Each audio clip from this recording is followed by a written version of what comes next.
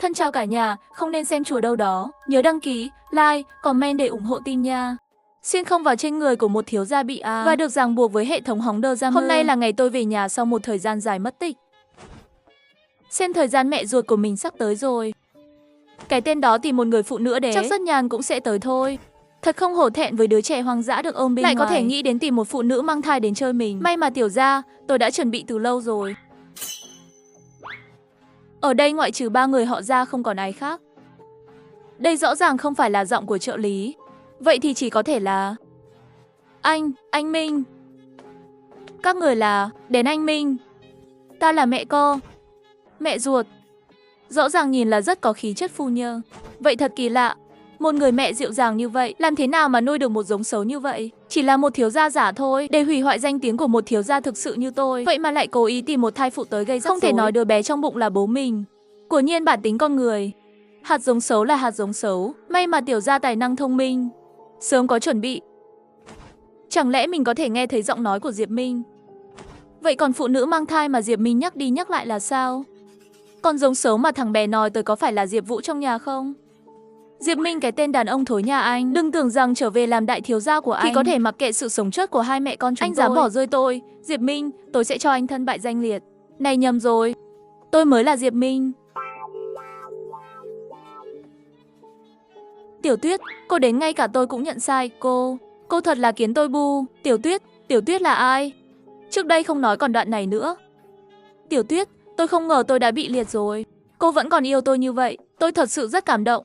Chúng ta lát nữa sẽ đi lấy giấy phép kết hôn. Có cô ở bên cạnh hầu hạ tôi cả đời. Tôi mãn nguyện rồi. Mình chỉ muốn tìm người nhận đơ. Làm sao nói rồi nói thành cả đời này đều ở trong đó chứ? Đúng rồi, và con của chúng ta, tôi đã kiểm tra rồi. Một số người nghèo, bé 3 tuổi có thể nấu ăn cho gia đình. Sau này con chúng ta nấu á? Cô chịu trách nhiệm bằng phân và nước tiểu cho tôi. 3 người nhà chúng ta sống tốt. Khoan đã, tôi nhầm người rồi. Anh không phải là cha của con tôi, anh không phải. Cảm ơn Trương đại gia, xe lăn trả lại cho người rồi. Đồ của con đã được thu dọn xong rồi.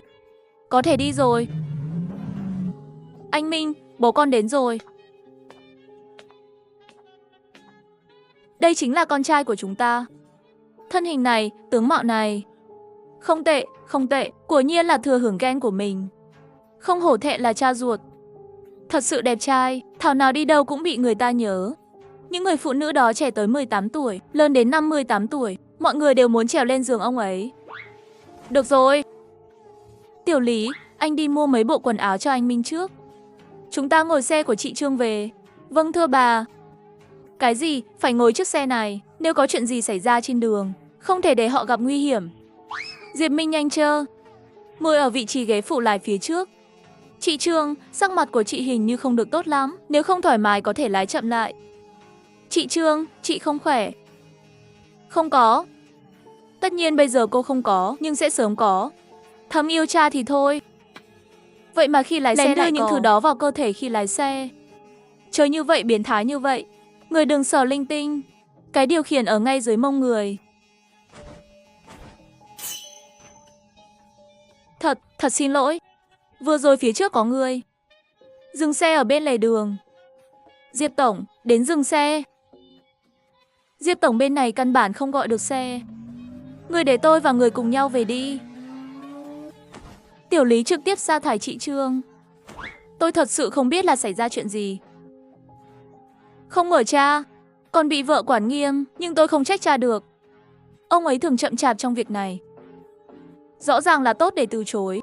Kẻ biến thái trong bóng tối này thực sự không thể ngăn chặn được. Thật là con trai. Một người con trai tốt như vậy, sau này nhất định sẽ đáp ứng mọi yêu cầu của thằng bé. Anh Minh mệt rồi, có thể ngủ một lát trước. Diệp. Mẹ thật dịu dàng.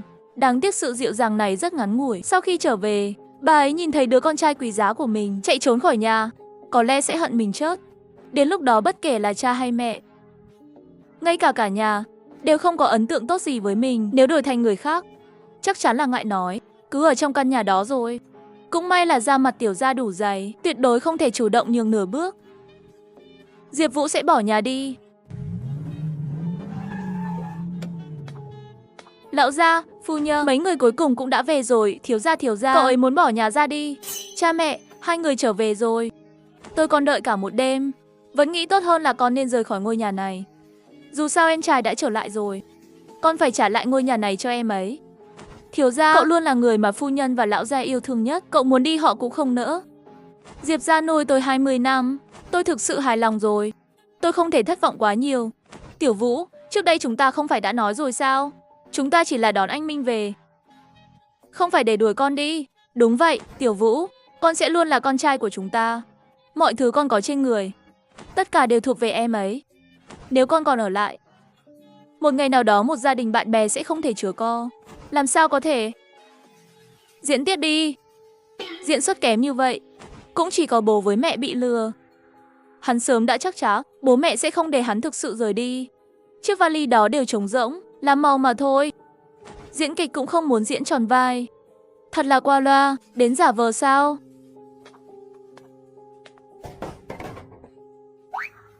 Diệp lão gia, Diệp phu nhân, nếu con đã không phải là con ruột của hai người, đồ đạc trong nhà này con sẽ không mang đi đâu.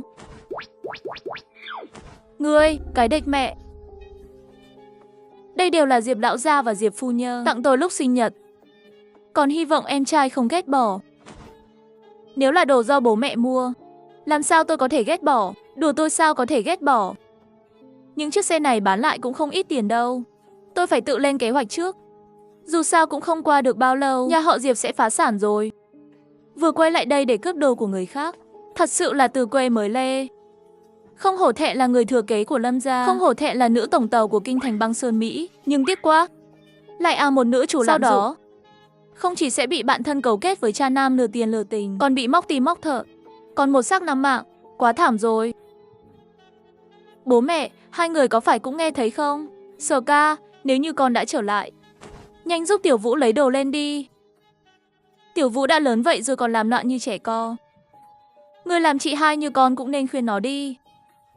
Đúng vậy, Tiểu Vũ từ nhỏ đã nghe lời con khuyên thằng bé. Về phòng của em đi, nhưng là em.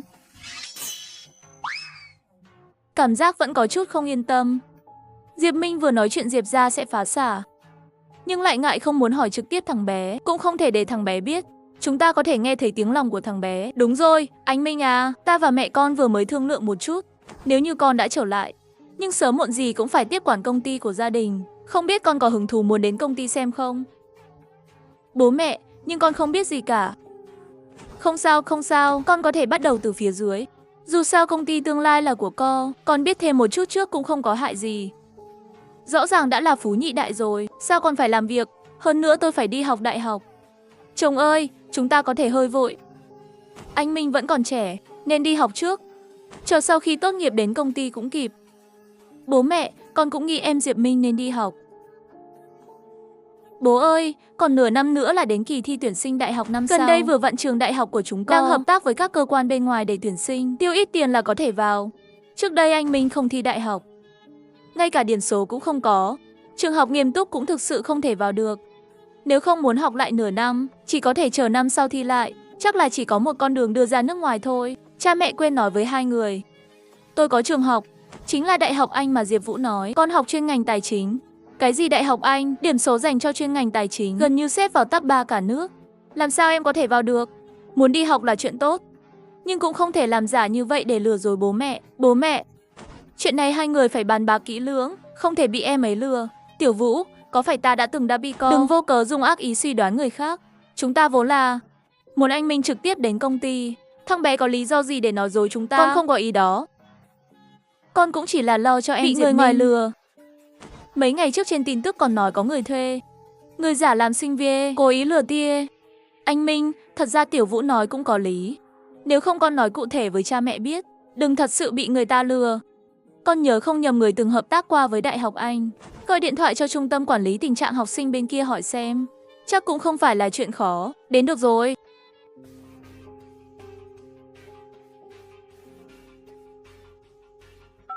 Lão Trương, lần này lại phải làm phiền anh rồi. Tôi muốn kiểm tra thông tin tình trạng học sinh của con trai tôi. Không phải con trai trước đó, là con trai tôi vừa tìm về. Đúng, nó cũng là chuyên ngành tài chính của trường Anh. Được rồi.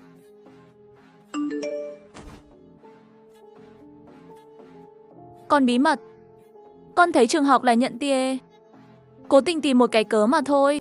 Nếu không Diệp Minh, em tự nói đi. Tham gia vào dự án bí mật nào? Diệp Vũ, ngươi muốn vào trong và dẫm lên máy may thì đừng liên lụy gì tới chúng ta chứ. Cũng giỏi diễn đấy chứ. Còn muốn đưa cả gia đình vào. Thật sự coi bản thân em là một nhân vật tài giỏi nào đó sao? Đủ rồi.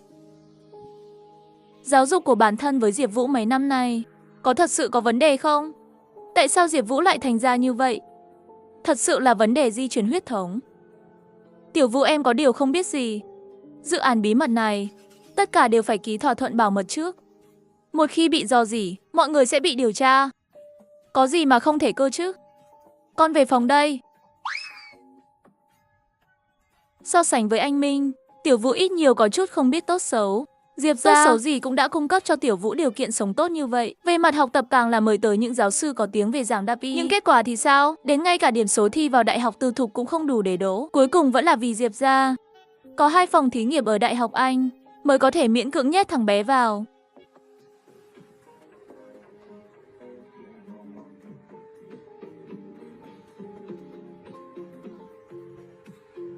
Ký chủ lại có đờ dăm ơ mới rồi. Chính là vừa rồi, Diệp Vũ lấy đồ lót gợi cảm của con gái thứ hai của Diệp nhét vào chân của ký chủ. Ký chủ rất nhanh sẽ bị coi thành biến thái đó. Cái tên ngu dốt Diệp Vũ của đại gia, vậy mà lại dám dùng thủ đoạn đó làm mình ghê tởm, vu khống mình trộm đồ lót của chị hai. Thật tệ khi cô ấy nghĩ ra. Đợi đã, liệu có phải cái tên đó thật sự có tiền án? Nhưng phàm là người bình thường, ai có thể nghĩ ra cách biến thái như vậy?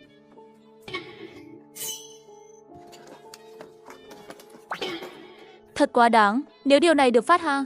Chị hai không được dùng dao mổ của cô ấy, trực tiếp đào cho tôi. Bố mẹ, con về rồi.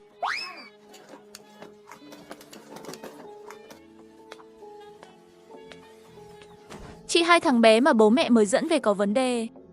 Vừa rồi em thấy nó lén la lén lút hình như là đi vào phòng chị. Em rõ ràng đã nói trước với nó rồi. Chị hai không thích để bất cứ ai vào phòng của mình. Lẽ nào lại như vậy chị hai? Em thấy hình như nó còn lén lấy thứ gì đó. Diệp Minh, chuyện tới nước này, em hãy cầm ngay đồ mà mình lấy ra đi. Lấy cái gì? Lẽ nào cứ nhất quyết phải để anh nói rõ ra sao? Vậy anh muốn nói điều gì? Được rồi, nếu bản thân em đã không cần mặt mũi nữa, vậy thì đừng trách anh không khách khí. Mọi người đến xem nào. Đây không phải à? Đến in, anh đừng động đến quần lót của tôi. Con người anh bị bệnh gì thế? Còn nhìn quần lót của người khác, không biết xấu hổ. Đến chị, không phải như vậy đâu. Chị nghe em giải thích. Chị hai bề ngoài nhìn rất tốt, nhưng cũng là một người đáng thương. Chị hai tội nghiệp. Trước đây rõ ràng đã đăng ký chuyên ngành rất tốt, kết quả tình nguyện lại bị bạn học lén thay đổi. Không lâu sau, còn sẽ bị bạn học đó hại cho tàn phế cánh tay phải. Nửa đời sau không cầm được dao phẫu thuật nữa.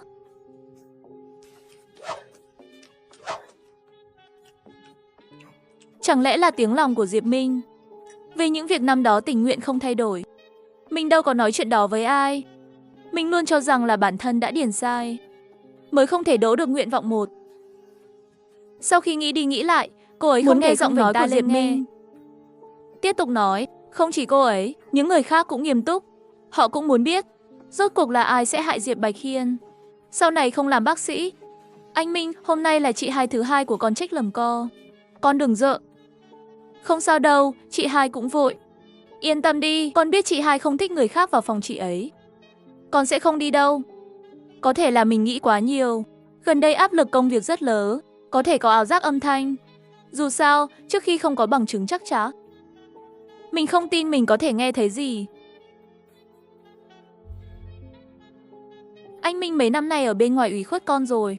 Con có gì thích có thể cho chúng ta biết. Bố mẹ sẽ thỏa mãn con. Ký chủ giá cả củ khu đất trống bên cạnh Long Hưng Hoa Vie sắp tăng gấp đôi rồi. Có thể để ý tới. Đến mẹ, con có thể lấy mảnh đất hoang bên cạnh khu Long Hưng Hoa Viên không? Hôn con trai thật sự quá hiểu cha.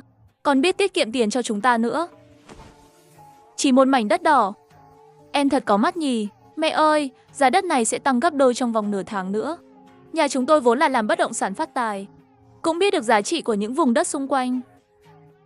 Dựa trên thông tin chúng ta đã thu thập trước đó, vùng đất này nằm ở vùng ngoại ô xa xôi. Giá nhà xung quanh nhiều năm không lên được. Làm sao có thể đột nhiên tăng giá? Có một ông chủ giàu có, năm nay không biết có phạm tội nào không. Tất cả các loại xui xẻo đang tìm thấy phong thủy để xây nhà. Sau này sẽ thấy mảnh đất này. Những mảnh đất này là nhà phát triển bất động sản, không ai để trong mắt. Căn bản không tồn tại sự cạnh tranh nào cả. Có thể mua với giá thấp nhất. Nếu thực sự sẽ tăng giá, đó là một thỏa thuận tuyệt vời. Mẹ cũng nghe theo lời ăn nói hồ đồ của em trai sao? Cả nhà chúng tôi đều không nhận được tin tức chuyển khu đất đó sẽ tăng giá. Làm sao em ấy lại biết được? Con nghĩ em ấy chỉ để lừa hai người. Có nên nghe lời từ đáy lòng của Diệp Minh không? Nhưng mình cũng đã mua những khu đất khác xung quanh rồi. Anh Minh, mẹ sẽ bảo trợ lý đi làm thủ tục vào buổi chiều. Bố mẹ không cần chuẩn bị bữa ăn cho con nữa. Con có việc phải đến công ty một xa. Bận rộn với công việc là một cái cớ. Rõ ràng là đi tìm tên cha nam đó. Cha nam Bạch Phong chỉ là vì quyền thế của Diệp gia. Con giả vờ ở chung với chị hai. Sau này không chỉ lừa tiền lừa sắc, còn lừa đảo bí mật của công ty, khiến cha mẹ cả hai đều phải khốn khổ. Công ty cũng còn đối mặt với nhiều cuộc khủng hoảng khác nhau. Chị hai vừa mới có thai. Bạch Phong liền nhân cơ hội hoàn toàn bỏ trống công ty, chuyển nhượng cổ phần. Hơn nữa, Bạch Phong đã sớm làm tình với bạn thân của chị hai rồi. Bạn thân cũng bị cha nam, bản thân cần thay thợ. Bạch Phong không quan tâm chị gái và đứa bé trong bụng. Cường ép lấy thận của chị hai ra, làm chị hai tức giận chớt trên bàn mổ. Bạn thân chị ấy cũng thật tàn nhẫn, nhìn chị hai chớt rồi cũng không tha cho chị ấy, còn móc hết cả tim và nội tạng của chị ra nữa. Nói như vậy, Diệp Vũ càng ác, vì một chút lợi nhuận nhỏ bằng bạc và giúp Bạch Phong theo đuổi chị hai. Diệp Sở Ca nhíu mày lại. Đối với lời này bán tín bán nghi, cô ấy muốn Diệp Minh nói chi tiết một chút, nhưng đợi cả nửa ngày, Diệp Minh rất yên tĩnh, dường như không muốn nói. Để nghe thêm càng nhiều tin tức hơn, Diệp Sở Ca quyết định tự mình ra tay. Đúng rồi, bố mẹ. Tối nay nếu hai người không có việc gì, con dẫn anh Phong về nhà ăn cơm nhé. Đã lâu rồi hai người không gặp rồi. Đến được, đến tên trà nam đó chắc là không đến được đâu. Bệnh trĩ của hắn sắp không xong rồi, chảy máu không ngừng. Hiện đang ở bệnh viện Nhân Dân, ở khoa hậu môn trực tràng rồi. Không lẽ đây là nguyên nhân của lý do? Thật sự là vấn đề bệnh trĩ phải không? Diệp tiểu thư thật sự là nhờ có cô. Nếu không, đến Diệp Sở Ca lướt nhìn, văn phòng một lượt lại giả vờ vô tình hỏi. Bạch tổng của các cô đâu? Không phải nói đang bận sao? Sao không ở công ty? Đúng vậy, tổng giám đốc Bạch tạm thời có việc đi ra ngoài giao lưu rồi. Việc bận không thể tới được. Diệp Sở Ca chủ nhân nhẹ nhàng gật đầu, không hỏi nữa.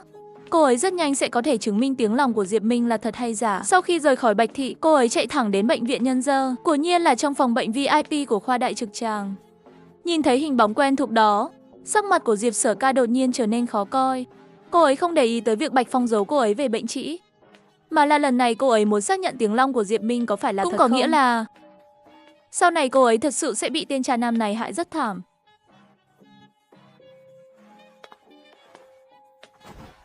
Xem ra những gì anh Minh nói đều là sự thật. Sở Ca hôm nay là đi mua sắm rồi. Không có việc gì nên con đã đi depot một chút. Anh Minh chị đã mua quà cho em. Xem có thích không? Lời này vừa nói ra, mọi người ở đây đều im lặng. Đêm qua Diệp Sở Ca mắng Diệp Minh là nông thôn đế. Trong mắt chỉ có tia. Sao hôm nay còn tặng quà rồi? Đến cho em hả? Đến mê mông. Chị ơi, món quà này đắt quá, em không thể nhận được. 100 bạn mà thôi, không tính là gì. Sau này em có những thứ khác em thích có thể nói với chị. Chị sẽ tặng cho em thứ tốt hơn. Chị hai thật là đối tốt với em Diệp Minh quá. Món quà này em cũng luôn nghĩ tới. Muốn thì tự mình mua, đây vẫn còn là Diệp Sở Ca. Lần đầu tiên lạnh nhạt với Tiểu Vũ như vậy, hắn cũng không muốn thế, chỉ là nhớ tới. Diệp Vũ giới thiệu Bạc Phong cho cô ấy là vì lợi nua. Cô ấy thật sự không muốn nói chuyện với người em trai tốt này nữa. Đúng rồi, hôm nay ba mẹ chỉ mua mấy miếng đất cho em trai Diệp Minh. Còn chưa mua xe đúng chứ? Nếu không ngày mai con sẽ đưa em trai đi xem xe. Vừa vặn hay về phương diện này con cũng khá hiểu. Xem ngươi lại muốn làm cái trò gì nữa.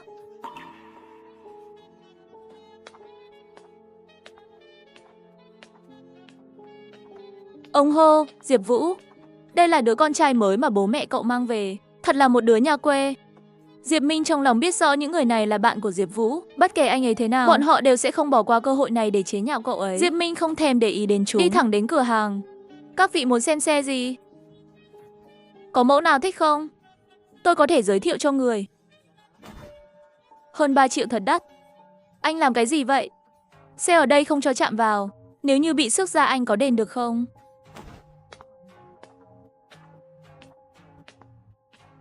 Tôi cũng cảm thấy rất đắt. Vậy sao? Đến chính là xe bên này. Thực sự quá đắt đỏ. Người mới à? Tháng trước mới đến thực tập. Bán được đơn nào chưa? Chính là kiểu loại như thế này. Sau khi hoàn thành xong, Diệp Minh liền đi ra ngoài. Trước đây những bán hàng đó bị Diệp Vũ bọn họ trêu chọc, sớm đã chán ghét. Có đường không có chỗ gửi. Nhìn thấy Diệp Minh cứ như vậy, giống như tìm thấy cửa thoát khí. Chị gà mắng chó nói, không mua thì sớm. Đầu óc không tốt không có gì, chỉ sợ là mắt không tốt còn thích xem người ta gọi đồ à. Giữ rác như bảo bối.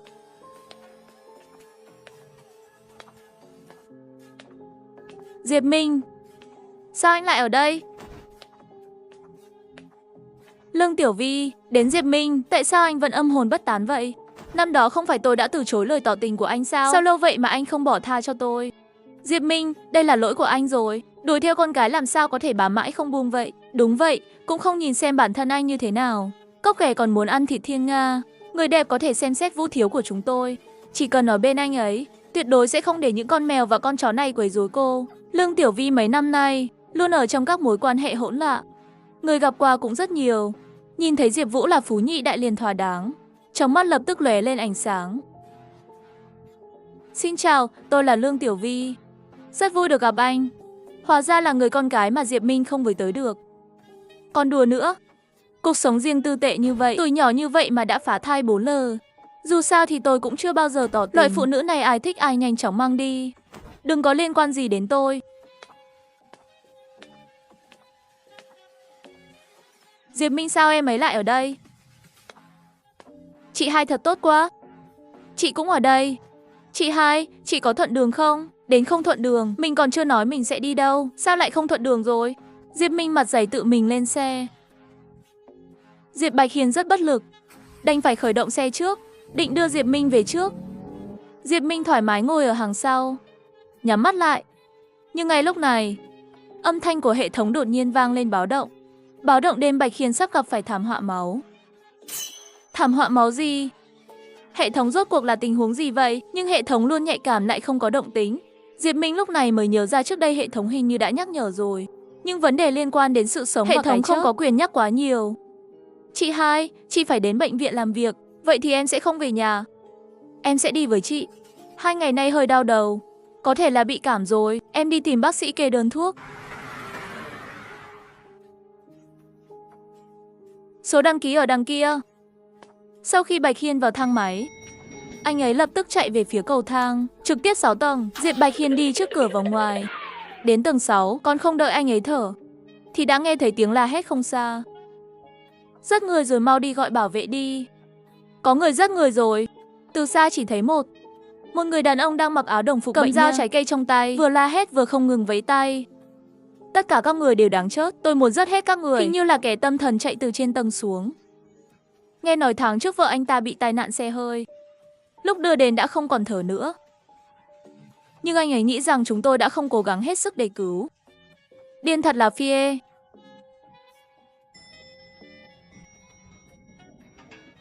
Là cô, chính là cô rồi, hại chết vợ của tôi. Tôi phải giết cô.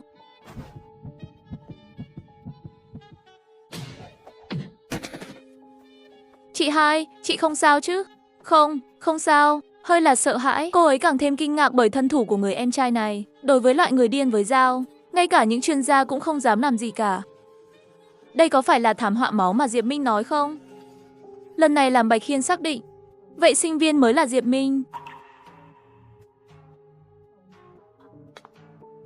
Hiên muội muội, cuối cùng cũng coi như là cô về rồi. Tôi đã chờ lâu lắm rồi. Bạch thiếu gia sao lại ở đây? Tôi vẫn không liên lạc được với Sở Ca. Tôi sợ cô ấy xảy ra chuyện gì, cho nên đến chi nhánh nước ngoài xảy ra một số tra. Chị hai sáng nay đích thân bay sang xử lý. Chị ấy không nói với anh sao?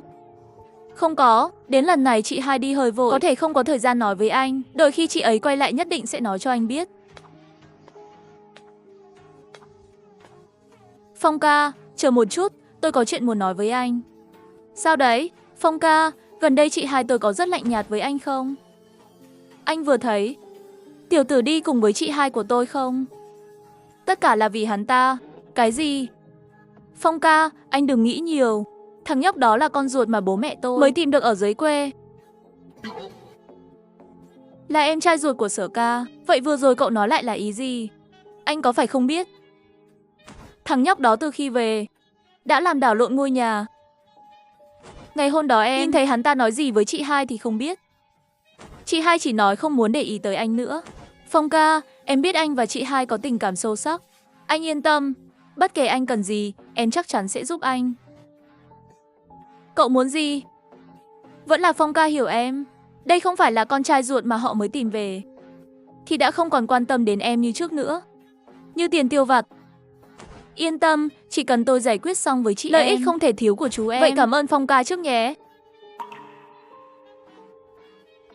Không lâu sau đó, trường học khai giảng. Được rồi, chị hai đi từ từ. Diệp Minh vừa đến ký túc xá, nhưng không ngờ là còn chưa đợi anh ấy thu dọn đồ đạc trong ký túc xá, rắc rối tìm đến cửa. Diệp Minh ra đây nhanh lê. Cậu tìm tôi có việc gì không? Đến bảo ngươi ra đây thì ra đây. Nói phí lời nhiều như vậy làm gì? Đừng ép các anh đây vào lôi người. Hình như tôi không biết mấy người. Có chuyện gì có thể nói thẳng. Không biết cũng không sao, lát nữa sẽ quen thôi. Tiểu tử cũng đừng trách chúng ta, có trách chỉ có thể tự trách mình. Đắc tội với người không nên đắc tội.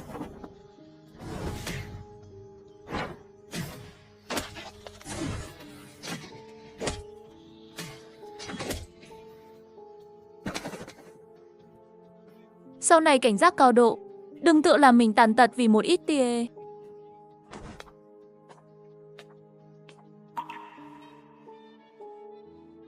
Xin chào, có phải là cha mẹ của Diệp Minh không? Có thể đến trường không?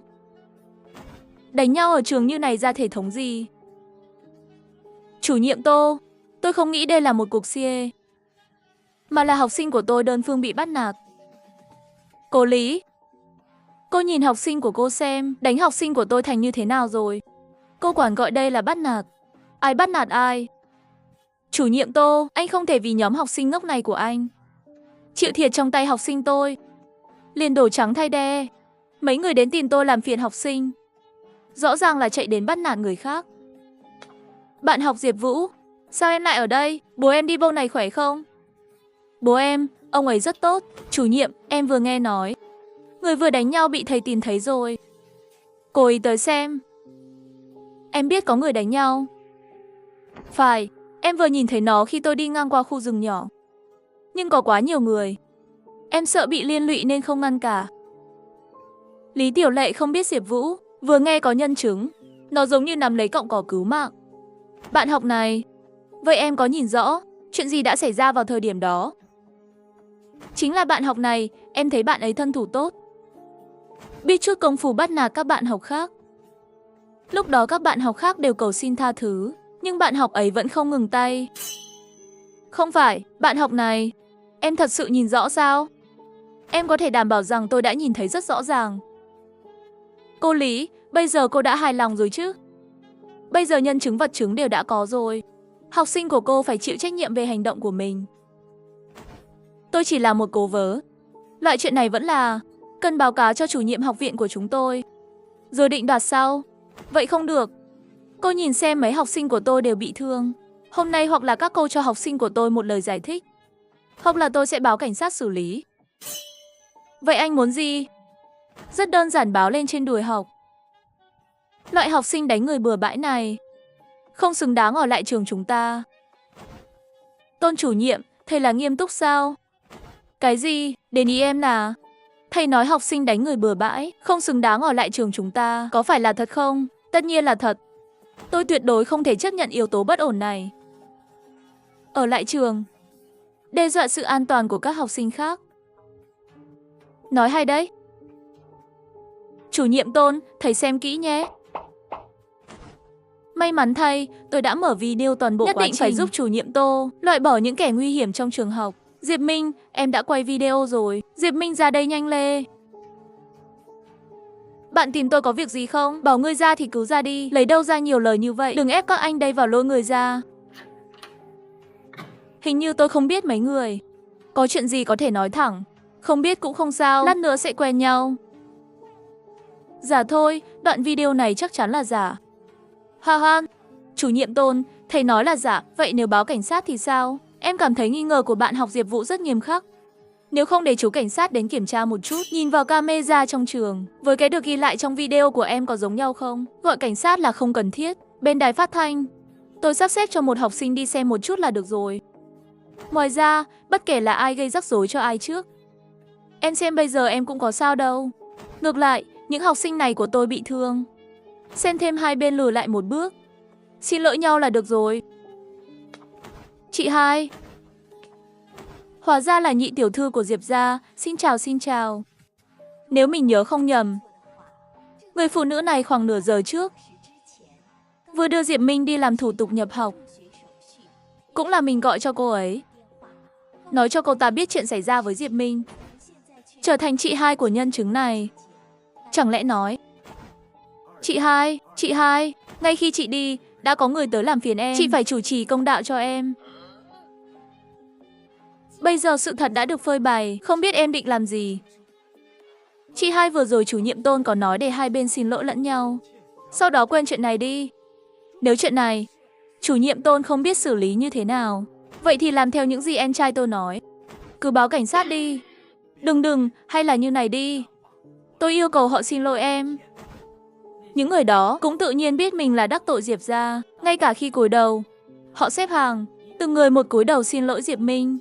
Sau khi thảo luận với chủ nhiệm Tô, tổng cộng bồi thường cho Diệp Minh 50 vạn. Tất nhiên, một phần lớn trong đó đều là của chủ nhiệm Tô. Chị hai, chị nghe em nói, em cũng là bị bọn họ uy hiếp. Họ nói nếu em không làm chứng cho họ, vậy người tiếp theo bị bắt nạt chính là em. Chị hai, những gì em nói đều là thật. Còn giả vờ, những người này rõ ràng là hôm đó Bạch Phong đang bị Diệp Vũ khiêu khích, đặc biệt mua lại. Nếu nói Diệp Vũ không biết, mình trực tiếp ăn ba cơ. Bạch Phong, sao lại liên quan đến hôn phu của chị hai?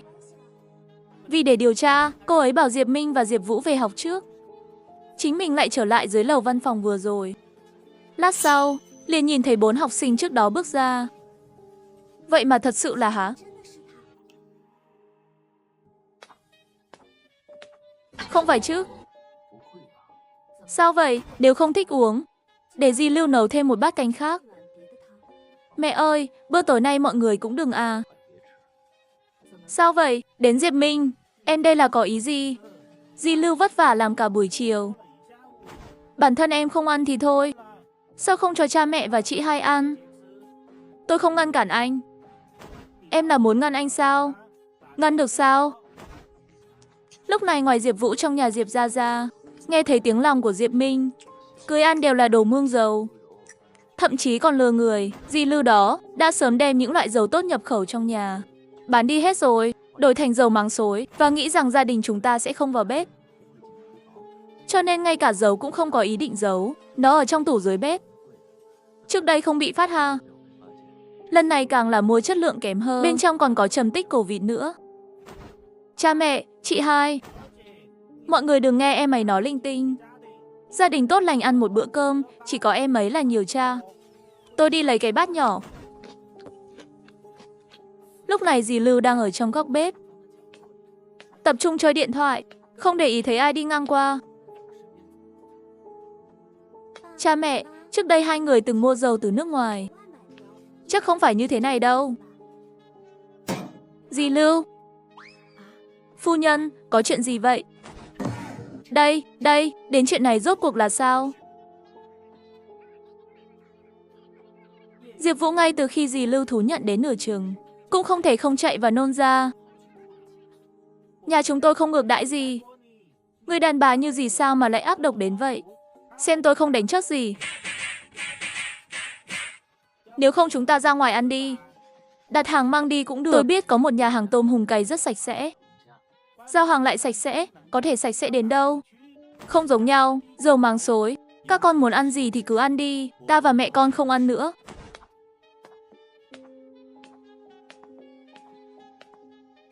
Mình từng làm việc ở cửa hàng này. Tôm càng ở đây từ nuôi đến ra khỏi nồi. Tất cả các bước ở giữa đều rất nghiêm ngặt. Nhà bếp cũng rất sạch sẽ. Dầu dùng đều là hãng tên tuổi. Mặc dù đắt hơn, nhưng chắc chắn là an toàn. Đúng vị cũng ngon. Anh Minh, những thứ này con đặt hàng có đủ không? Nếu không đủ, bố sẽ đặt thêm cho con thêm một ít. Con đã đặt suất 4 người rồi. Con đừng nói những thứ mà những người trẻ tuổi này thích à. Hương vị rất ngon. Đúng vậy, sau này khi chăm sóc dì nấu à, có thể tìm một người biết làm tôm càng. Sau này có thể ăn ở nhà. Cứ như vậy, 4 người bắt đầu vui vẻ. Ăn hết tôm hùm. Khi Diệp Vũ trở lại, mọi người đã ăn no rồi. Không ăn được gì cả. Con mua từ nhà hàng hoàng gia đó. Mọi người muốn ăn thêm không? Con có trứng cá muối yêu thích của chị hai. Không ăn nữa, chúng ta thực sự không thể ăn được nữa.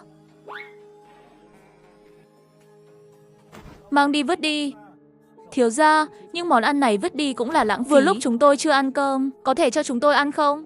Các ngươi nghe không hiểu tiếng người sao? Tôi nói để các người vứt đi, các người là ăn xin à? Làm can, Diệp Vũ, con đây là cái tính khí làm loạn gì vậy? Trước đây ta đã bị con như vậy sao? Đến Triệu ca, thật sự xin lỗi, là chúng ta đã bị con trai không tốt, sau này tôi nhất định sẽ kỷ luật tốt thằng bé. Nhưng thứ này anh cứ cầm đi, cùng với những người khác chia ra à? Xin lỗi, lão gia người đừng nói như vậy.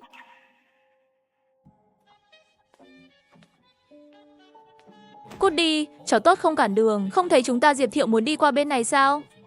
Những nam sinh này đều là đàn em của Diệp Vũ. Bình thường không có việc gì thì nghĩ cách lấy lòng Diệp Vũ. Lần này sau khi biết được Diệp Vũ không thích Diệp Minh, cố tình làm khó, Diệp Vũ cũng vui mừng. Cứ như vậy đứng một bên nhìn Diệp Minh bị bắt nạt. Diệp Vũ, ngươi vốn biết có một số chuyện không giấu được lâu mà đúng chứ? Chỉ mình ngươi cũng dám chọc. Diệp Thiếu, còn không mau quỳ xuống xin lỗi Diệp Thiếu. Các người đang làm gì vậy? Lúc này nói chuyện không phải người khác, mà là người học nghệ thuật vẽ Liễu Như Yên. Trước đây Diệp Vũ từng theo đuổi. Bạn ổn chứ? Không sao. Nếu như ngươi không đồng ý và mấy đàn em của ngươi nói rõ, vậy thì ta đành phải nói thôi. Tôi mới là con trai của Diệp gia, còn hắn cùng lắm cũng chỉ là đứa con nuôi của cha mẹ tôi.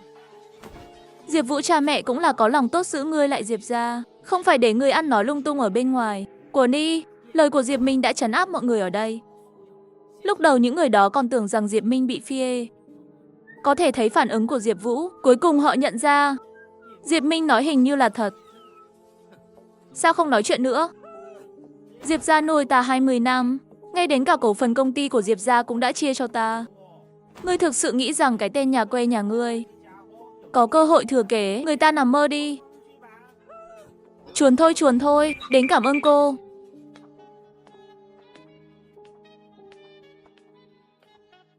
Sao cậu lại tới đây? Phong ca, anh còn chưa kết hôn với chị tôi nắc.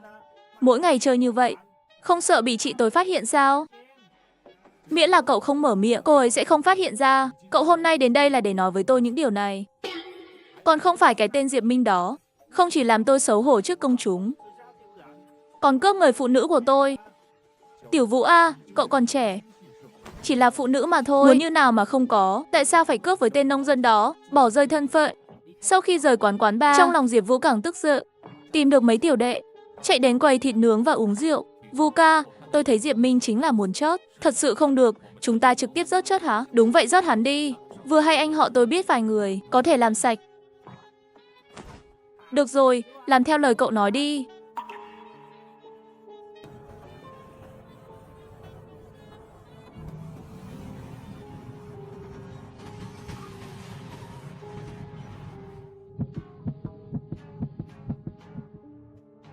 Diệp Vũ, trong ngày thường chơi những thủ đoạn nhỏ thì thôi đi, bây giờ lại muốn trực tiếp giết người.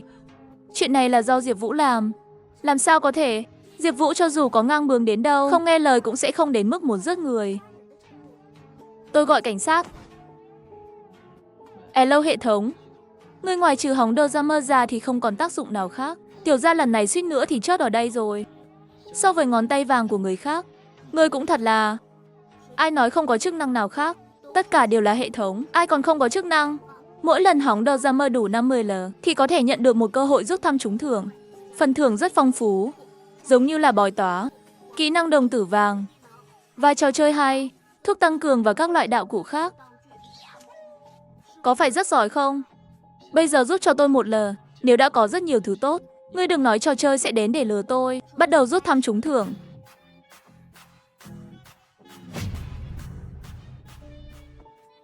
Chúc mừng ký chủ đạt được sơ cấp bói toán. Sau này khi vật chủ gặp phải hóng đờ ra mưa không kịp thời, bạn có thể tự tính.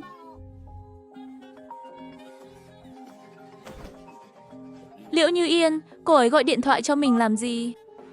Diệp Minh cứu tôi. Cô đang ở đâu? Đến khách sạn Hòa Diệu. Tôi sẽ đi ngay bây giờ. Xong rồi, tôi em rằng chuyện Liễu Như Yên ra ngoài cầu cứu đã bị phát ha. Chị hai, chuyện bên này chị tự xử lý trước một chút. Em có việc phải đi trước. Linh phát hiện bạn của vật chủ. Liễu Như Yên bị Diệp Vũ hãm hại. Hệ thống, bây giờ hiệu quả của bạn ngày càng kém đi. Nếu muộn hơn một chút cũng giống không nói như vậy. Hiệu quả của việc hóng đơ ra mơ với mối quan hệ giữa chủ và vật chủ có một mối quan hệ thân thiết. Nếu nó xảy ra với gia đình hoặc là chuyện của chính vật chủ, hóng đơ ra mơ sẽ sớm hơn, giống như có như Liễu Như Yên và ký chủ chỉ có duyên gặp mặt mấy lần, thỉnh thoảng sẽ không kịp thời như vậy. Được rồi. Quên hỏi phòng nào. Đúng rồi, thử xem bói toán thế nào. Tìm thấy rồi. Vu ca sao vẫn chưa đến, chúng ta sẽ để cô gái đó một mình bên cạnh. Có phải không an toàn không? Thời gian ngắn như vậy sẽ không sao đâu. Vu ca bận xong sẽ sớm về. Xin chào, hàng bạn đặt tới rồi.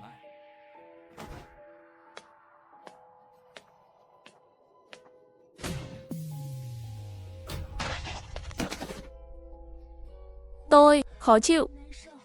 Năm mới đi người đẹp, đừng có mà nhân cơ hội. Cô đang làm gì vậy? Tôi cũng không biết mình đang làm gì. Chỉ là một số không thể kiểm soát được cơ thể của mình. Được rồi, vậy tôi sẽ giúp bạn giải quyết.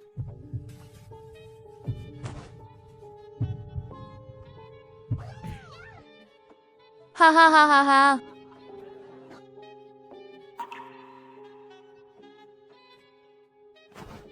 Tốt hơn chưa? Không có, cho dù là bản thân không có sức hấp dẫn, hay là Diệp Minh không phải đàn ông, không đáp lại sự ái muội của tôi cũng được. Sao còn một chút cũng không hiểu thương hương tiếc ngọc? Nhìn bộ dạng này của Diệp Minh, cô ấy không nhịn được hoài nghi mình có phải nhận nhầm người không? Phải rồi, hôm đó không phải là lần đầu tiên Liễu Như Yên gặp Diệp Minh. Khoảng 15 năm trước, cô ấy mới 5 tuổi. Một lần tôi cùng bố mẹ về quê thăm người thơ, nó vô tình rơi xuống nước. Cũng may là bị cậu bé đang câu cá cách đó không xa phát hiện và cứu. Cô ấy không hiểu tại sao một cái nhi, một cậu bé bằng tuổi cô ấy, nhưng lại lợi hại như vậy. Cũng không hiểu một chuyện tầm thường như vậy được cô ấy nhớ kỹ 15 năm. Vốn tưởng không còn cơ hội nữa gặp cậu bé đó. Không ngờ sau 15 năm, cô ấy còn gặp lại cậu bé đó, lại cứu người của cô ấy một lần nữa. Nhưng hình như cô ấy đã không nhớ cô ấy từ lâu rồi. Diệp Minh cảm ơn anh. Không sao đâu, không phải cảm ơn. Có muốn xem một vở kịch hay không? Cái gì? Đến cô không muốn trả thù người đã làm hại cô? Tất nhiên là muốn, cần tôi làm gì? Không cần phải làm gì cả, yên tâm chờ là được rồi. Để các người trông một người cũng không trông được. Một đống phế vật. Âm thanh này là Diệp Vũ. Không ngờ người phía sau lại là Diệp Vũ. Đừng vội, bây giờ cô đi ra ngoài việc mắng anh ta một chuyện không thể làm gì được. Yên tâm, người xấu có báo ứng. Ít nhất trong trường hợp này thì không tính như vậy. Có phải là tiệm nhan sắc không? Bây giờ gọi cho tôi một cái mát mẻ tới. Chờ xem kịch hay đi. Khoảng 10 phút nữa trôi qua, bên ngoài lại có tiếng bước chân cũng vang lên bên cạnh vụng về.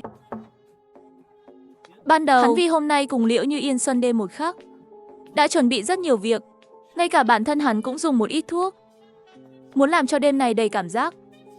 Nhưng bây giờ người không còn nữa, hắn như bị lửa đốt. Toàn thân đều rất nóng.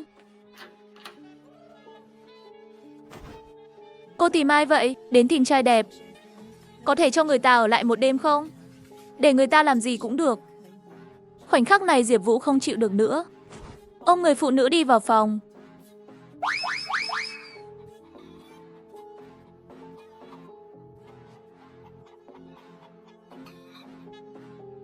Chú cảnh sát, tôi muốn báo cáo khách sạn Hoa Diệu có hoạt động mại dâm.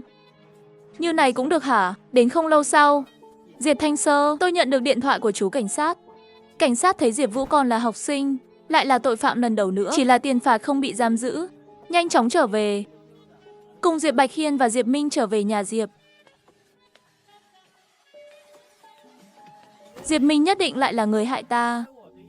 Tia sĩ biết là người tính toán ta. Diệp Minh trước đây luôn ở bên ta. Trên đường còn xảy ra tai nạn. Làm thế nào anh ta có thể tính toán em? Tai nạn? Sao vậy?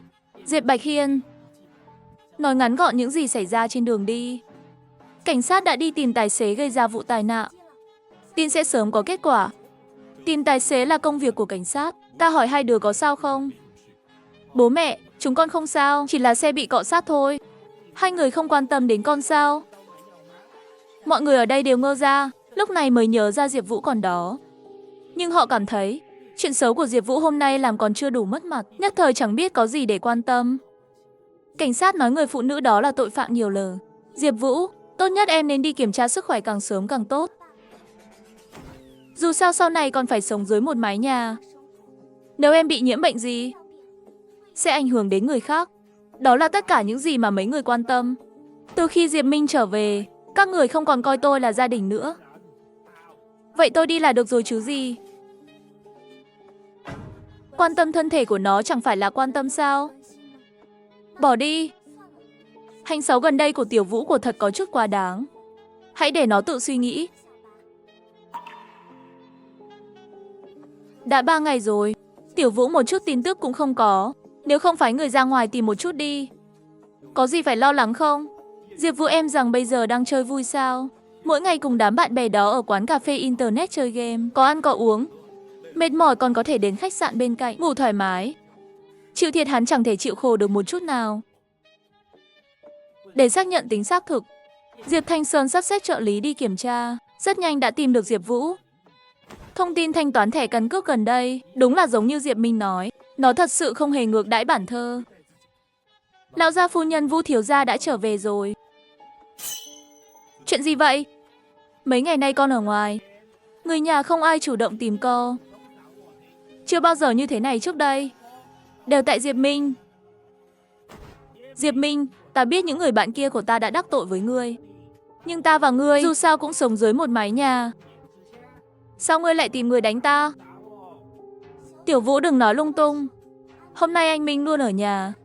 Chị hay, sao chị cũng bị nó lừa? Ngay cả khi nó ở nhà, cũng không ảnh hưởng đến việc nó liên lạc với những tên côn đồ bên ngoài. Có phải các người tìm nhầm rồi không? Không phải tôi sẽ đi ngay bây giờ. Những gì nên đến sẽ luôn đế, lần này ta muốn xem ngươi nói gì. Đưa người đến bệnh viện GACAC. Con tưởng là tùy tiện vứt một ít tiền thì người ta không quan tâm, không ngờ đúng chứ. Gặp phải gốc cứng rồi, người chính là không cần tiền cũng phải đưa người vào. Diệp Vũ vậy mà lại đánh người ta vào viện GACAC. Chuyện này cứ thế truyền ra ngoài, ảnh hưởng lớn đến công ty của Diệp Thị. Không được phải trước khi bị báo chí phát ha. Giải quyết vấn đề trước đã. Người biết ta là ai không? Ta là thiếu gia của Diệp gia. Cả đời này ngươi không thể chọc nổi. Diệp gia, ngươi cũng không đi tiểu xem mình là cái gì. Còn dám đe dọa ta bằng cách kiện cảnh sát. Nhận thức thì lấy tiền rồi nhanh chóng dừng lại. Nếu lại làm loạn nữa, ngươi có tin hay không, ta khiến ngươi hối hận vì đã đến thế giới này. Diệp Vũ. Cha mẹ, sao hai người lại ở đây? Chính là hắn, Diệp Minh chính là sai hắn đánh co. Ta khinh, Diệp Vũ. Mấy ngày nay ngươi nợ ta bao nhiêu tiền trong lòng người rõ. Vừa hay cha mẹ ngươi đang ở đây. Trả hết tiền của tôi trước, sau đó nói về việc ngươi đánh ta.